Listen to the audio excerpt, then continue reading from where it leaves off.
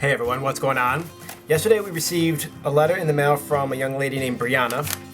Steph read the entire letter in a video, in yesterday's vlog video, and let's see, where's the screen?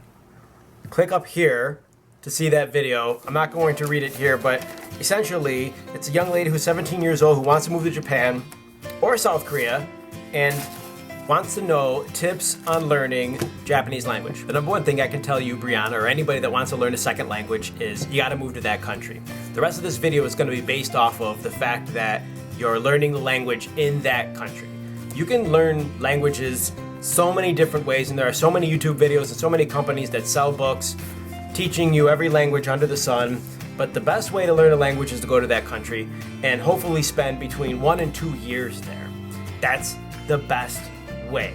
Anybody who tells you anything other than that when it comes to learning a second language, in my opinion, doesn't necessarily know what they're talking about. Okay? I know this because when I learned Spanish, I moved to Spain, and that was what took me over the edge. I lived in Spain for 3 months, which, by the way, was not long enough to learn a second language. I also majored in Spanish in college. The first 3 weeks of my time in Spain were hell. I couldn't speak with anybody.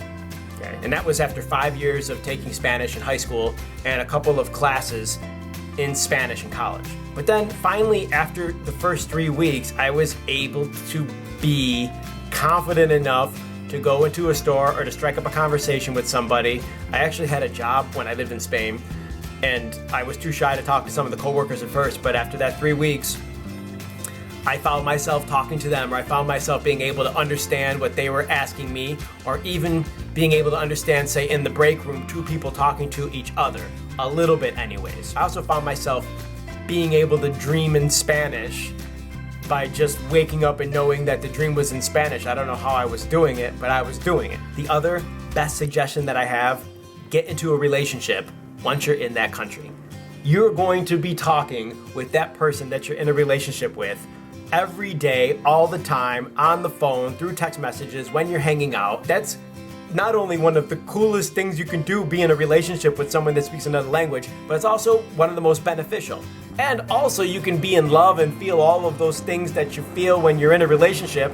And so it's such a win-win-win-win. And if that person that you're in a relationship with is Korean or Japanese, say, then they get to learn English from you if you're American, for example, because you're an American who wrote this. But not only are there Americans watching this, it depends. If you're from France, for example, then you can speak French with them and they can learn French. It can be such an unbelievable experience on so many levels. My first 3 months living in Korea in 2002, I wasn't really getting into learning Korean.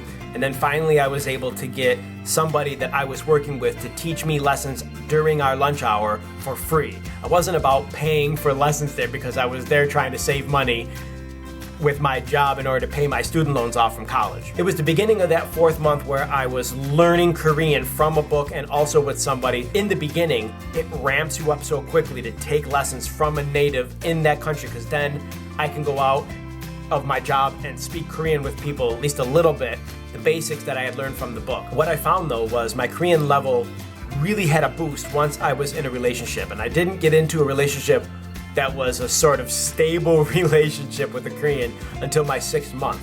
But then I found myself text messaging with her all the time, and then too, speaking with her and being placed with her.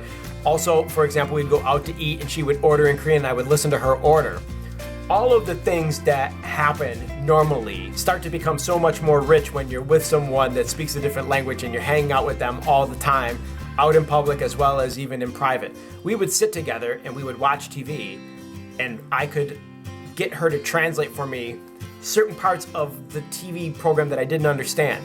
This was all in my first year there, and this was obviously before I started being with Steph. I found once I was with Steph, my Korean language level diminish a little because, for instance, we were home all the time and we would speak English, and so that rich sense of learning Korean and keeping my Korean vocabulary growing when I was in a relationship went away a bit when I was with Steph, living with Steph, and therefore it makes it more difficult. Anyways, those are my 2 tips. Go to the country in which you want to learn the language and try to get into a serious relationship with somebody once you're there.